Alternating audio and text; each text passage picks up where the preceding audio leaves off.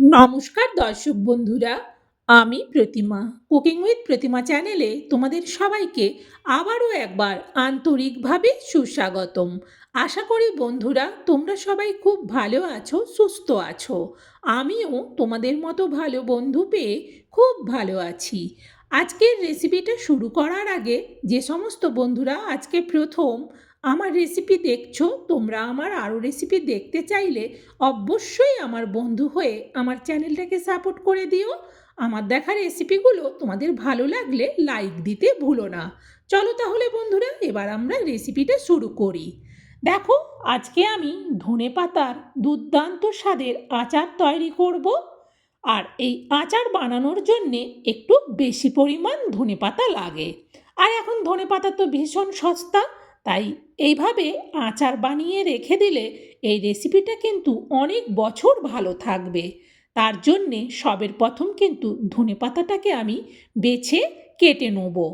এমন কিছু নেই ধনেপাতাতে, শুধু ঘাস আছে কয়েকটা, আর কয়েকটা লাল পাতা আছে।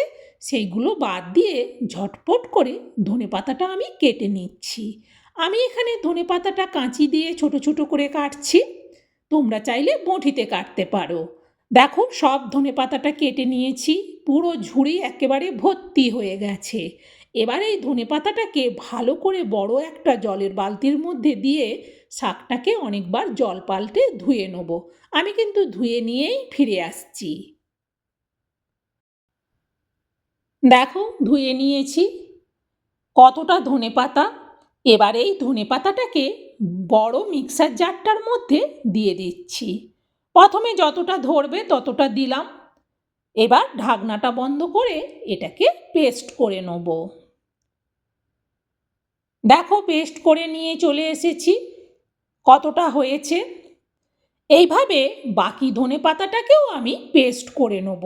আর চেষ্টা করতে হবে জলটা যতটা কম দেওয়া যায়। দেখো, সব ধনেপাতাটা পেস্ট করার পর পুরো বাটিটা একেবারে ভরে গেছে। পুরো ধনেপাতার পেস্টটাকে বের করে নেওয়ার পর এতে দেওয়ার জন্যে আমি দেখো আন্দাজে 100 গ্রামের মতো পাকা তেঁতুল নিচ্ছি। এই তেঁতুলটাকে জলে না ভিজিয়ে এইভাবে এই তেঁতুলটাকেও পেস্ট করে নেব। এতে করে কিন্তু রেসিপিটা বেশি ভালো হবে। চলো, অল্প জল দিলাম, পেস্ট করে নিই। দেখো, তেঁতুলটাকেও পেস্ট করে নিয়ে চলে এসেছি। সুন্দরভাবে কিন্তু পুরো ধনেপাতা পেস্টের মতোই বেশ ঘন হয়ে পেস্টটা হয়ে গেছে। চলো এবার বাকি প্রসেসটা করে ফেলি। দেখো, গ্যাস জেলে কড়া বসিয়ে দিয়ে কড়াতে দিয়ে দিচ্ছি অল্প সরিষার তেল। একটা বড় কড়াই নিয়েছি, কড়াতে দিয়ে দিচ্ছি 1/2 চামচ গোটা জিরে। এবার 2 মিনিট জিরেটাকে ভেজে নেব। এরপর আমি ধনেপাতা বাটাটা পুরোটাই এর মধ্যে দিয়ে দেবো। একেবারে বাটি পরিষ্কার করে ধনেপাতা বাটাটা দিয়ে দিলাম। এর সাথেই দিয়ে দেবো তেঁতুলের পেস্টটাও। পুরো পেস্টটাকে একেবারে মিক্সার জার পরিষ্কার করে এর মধ্যে দিয়ে দিলাম। অল্প একটু জল দিয়ে জাস্ট মিক্সার জারটা ধুয়ে নিলাম। এবার ভালো করে খুন্তি দিয়ে এই ধনেপাতার পেস্ট আর তেঁতুলের পেস্টটাকে মিশিয়ে নেব। দেখো, সুন্দর করে কিন্তু মেশানো হয়ে গেছে। এখন এটা ঢেকে দেবো। গ্যাসটা কিন্তু কমাবো না, বাড়ানোই থাকবে, কারণ এটা তাহলে তাড়াতাড়ি ফুটে উঠবে। আর এটা না ঢেকে দিলে এটা কিন্তু ভীষণ ছিটায়। ঢেকে দেওয়ার পর প্রায় মিনিট 5 বাদে আবারও আমি ঢাকনাটা একটু সরাচ্ছি। দেখো কতটা ছিটাচ্ছে। তবুও একবার এইভাবে খুন্তি দিয়ে মাঝখানে তলা থেকে উপর পর্যন্ত নেড়ে দিতে হবে। নেড়ে দেখে নেওয়ার পর এটাকে আবারও ঢেকে দেবো। গ্যাসটা কিন্তু এখনও কমাবো না। আবারও প্রায় আমি আন্দাজে মিনিট 3 বাদে এর থেকে ঢাকনাটা সরিয়ে দিয়ে দিচ্ছি পরিমাণ মতো হলুদ, আর দিচ্ছি পরিমাণ মতো 1 চামচ লঙ্কার গুঁড়ো। ঝালটা যে যেমন পছন্দ করো সে সেই অনুযায়ী লঙ্কা দিও। দেখো, হলুদ আর লঙ্কার গুঁড়োটাকে ভালো করে মিশিয়ে নেওয়ার পর এটাকে আবারও ঢেকে দেবো। আঁচটা কিন্তু এখনও কমাবো না। আবারও প্রায় আন্দাজে মিনিট 3 বাদে কড়ার থেকে ঢাকনাটা সরাচ্ছি। আগের থেকে দেখো কতটা শুকিয়ে এসেছে। দিয়ে দিচ্ছি পরিমাণ মতো লবণ। লবণ দেওয়ার পর আবারও খুন্তি দিয়ে লবণটাকে মেশাবো আর একটু ভালো করে নেড়ে দেবো। এবার এতে দিয়ে দিচ্ছি আমি চিনি। আমি এখানে চিনিটা ছোট বাটি ভর্তি করে দিলাম প্রায় 200 গ্রামের মতো। দেখো আগের থেকে অনেকটা শুকনো হয়ে গেছে। এই রকম যখন শুকনো হয়ে আসবে তখন এতে দিয়ে দেবো আমি আন্দাজে 50 গ্রামের মতো তেল। খুব বেশি দেওয়ার দরকার নেই, 50 গ্রামের মতো তেল দিলেই হবে। এইভাবে তেলটা দেওয়ার পর ভালো করে কিন্তু আবারও খুন্তি দিয়ে সব কিছুর মধ্যে তেলটাকে মিশিয়ে নেব। বেশ ভালো করে কিন্তু তেলটা মেশানো হয়ে গেছে। এবার আমি এটাকে পাশে সরিয়ে দেবো। পাশে সরিয়ে দিয়ে আর একটা অন্য কড়া বসিয়ে নেব।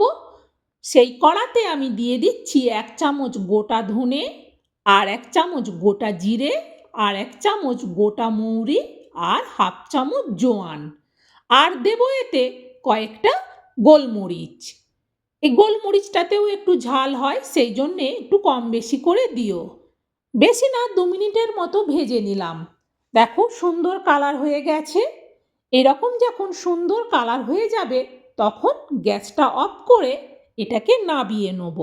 নাবিয়ে এই প্লেটে রাখছি, তাহলে একটু তাড়াতাড়ি ঠান্ডা হয়ে যাবে। এটা ঠান্ডা হলেই এটাকে এবারে মিক্সার জারের মধ্যে দিয়ে নিচ্ছি।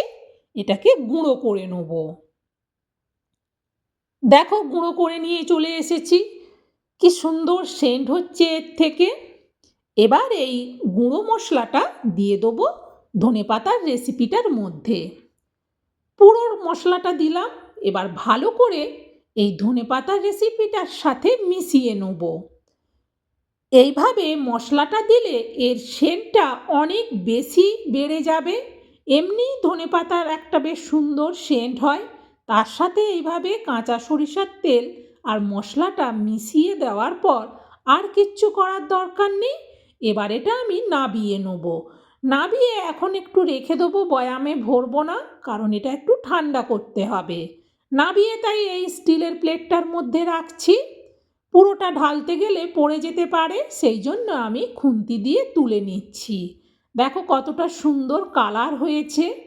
আর সত্যি বলছি, এইভাবে বানালে অনেক বছর ভালো থাকবে। আর এটা কিন্তু খেতে ভীষণ টেস্টি হয়। বানিয়ে কিন্তু বেশি দিন রাখতেই পারবে না, কারণ বাড়ির সবাই এটা চেয়ে চেয়ে খেয়ে ফেলবে। বন্ধুরা, এইভাবে ধনেপাতার আচার তোমাদের সাথে আমি শেয়ার করলাম। তোমাদের কেমন লাগলো আমার এই রেসিপিটা অবশ্যই কমেন্টে জানিও।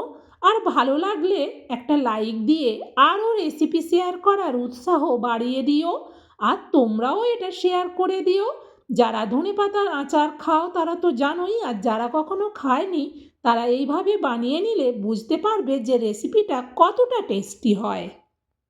বন্ধুরা, আজকের মতো রেসিপি শেষ। আবার অন্য দিন অন্য রেসিপি নিয়ে চলে আসব। তোমরা সবাই ভালো থেকো, সুস্থ থেকো। টাটা বন্ধুরা।